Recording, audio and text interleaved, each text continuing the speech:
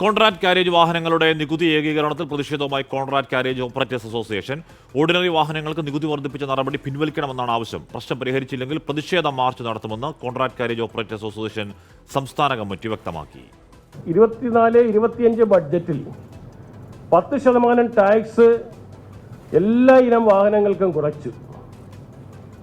ആ കുറവ് എല്ലാത്തരം വാഹനങ്ങൾക്കും പ്രാബല്യം കൊടുക്കുകയും ചെയ്തു. 365 ദിവസം കഴിഞ്ഞപ്പോൾ മറ്റെല്ലാ വാഹനങ്ങളുടെയും ടാക്സ് നിജപ്പെടുത്തിക്കൊണ്ട് ഓർഡിനറി സാധാരണക്കാരന് ഉപയോഗിക്കുന്ന സ്വയം തൊഴിലായി കണ്ടെത്തിയവരുടെ സ്റ്റാർട്ടപ്പായി തുടങ്ങിയവരെ പിടിച്ചു നിർത്തി തിരഞ്ഞുപിടിച്ച് അത്തരം വാഹനങ്ങൾക്ക് 32% ടാക്സ് വർധനവ് വരുത്തിയിരിക്കുകയാണ്. ഇത് എന്ത് നീതിയാണ്, എന്ത് യുക്തിയാണ് ഇതിൻ്റെ പിന്നിലുള്ളതെന്ന് ഞങ്ങൾക്ക് മനസ്സിലാക്കാൻ കഴിയുന്നില്ല. വിവരങ്ങളുമായി അജീഷ് ജയകുമാർ ചെയ്യുന്നുണ്ട്. അജീഷ്, ഇത് വലിയ തിരിച്ചടിയാണ്, വലിയ ബാധ്യത ടൂറിസ്റ്റ് വാഹനങ്ങൾക്ക് ഉണ്ടാക്കുമെന്ന് തീരുമാനം വരുമ്പോൾ തന്നെ കേട്ടതാണ്. അപ്പോൾ അത് ഒരു പരസ്യ പ്രതിഷേധത്തിലൊക്കെ ഇറങ്ങുകയാണോ അവർ?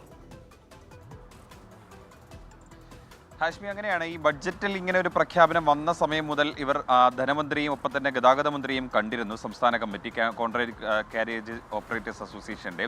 പക്ഷേ അവർ സർക്കാർ ഈ തീരുമാനത്തിൽ ഉറച്ചു നിൽക്കുകയായിരുന്നു. ഒരു അനുകൂല നിലപാട് ഇവരുടെ ഭാഗത്തു നിന്നുണ്ടായില്ല. അതുകൊണ്ടാണ് ഇങ്ങനെ ഒരു വാർത്താ സമ്മേളനം വിളിക്കാൻ സംസ്ഥാന കമ്മിറ്റി തീരുമാനിച്ചത്. അവർ പറയുന്നത് നിലവിൽ ഈ പുഷ് ബാക്ക് സീറ്റുള്ള കോൺട്രാക്ട് കാരേജ് വാഹനം അവർ കൊടുക്കുന്ന അതേ നികുതി തന്നെയാണ് 6 സീറ്റ് മുകളിലുള്ള സാധാരണ സീറ്റുകളുള്ള മറ്റു വാഹനങ്ങളും കൊടുക്കുന്നത്, 32%. ഇത് ഒരു വർഷം 10,000-ത്തിലധികം രൂപ കൂടുതലായി കൊടുക്കേണ്ട ഒരു അവസ്ഥ വരും. ഇത് സ്വാഭാവികമായിട്ടും സാധാരണക്കാർ, ഈ ടൂറിസ്റ്റ് ബസ്സുകളെ വിളിക്കുന്ന സാധാരണക്കാരെ ആയിരിക്കും ഏറ്റവും കൂടുതൽ ബാധിക്കുന്നത്. കാരണം അവർക്ക് കൂടുതൽ തുക കൊടുത്തുകൊണ്ടായിരിക്കണം ഇനി യാത്ര ചെയ്യേണ്ടത്. മാത്രമല്ല, വലിയ തുക വായ്പ എടുത്തുകൊണ്ടാണ് ഇത്തരം വാഹനങ്ങൾ നിരത്തിൽ ഓടുന്നത്. വലിയ പിഴയും മോട്ടോർ വാഹന വകുപ്പിൻ്റെ ഭാഗത്ത് നിന്നും ഇവർ ഓരോ മാസവും ചുമത്തുന്നുണ്ട്.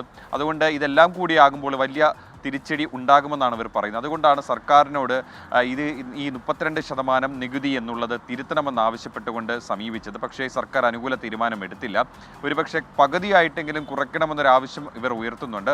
എന്തായാലും സർക്കാർ അനുകൂലമായൊരു നിലപാടെടുത്തില്ലെങ്കിൽ നികുതി ഒടുക്കാതെ ഒരു പ്രതിഷേധം നടത്താനും ഒപ്പം തന്നെ സെക്രട്ടേറിയറ്റിലേക്ക് ഒരു പ്രതിഷേധ മാർച്ച് നടത്താനും ഇവർ ആലോചിക്കുന്നുണ്ട്. ഓക്കെ, അജീഷ് ജയകുമാറാണ് ആ വാർത്തയുടെ വിവരങ്ങൾ നൽകിയത്.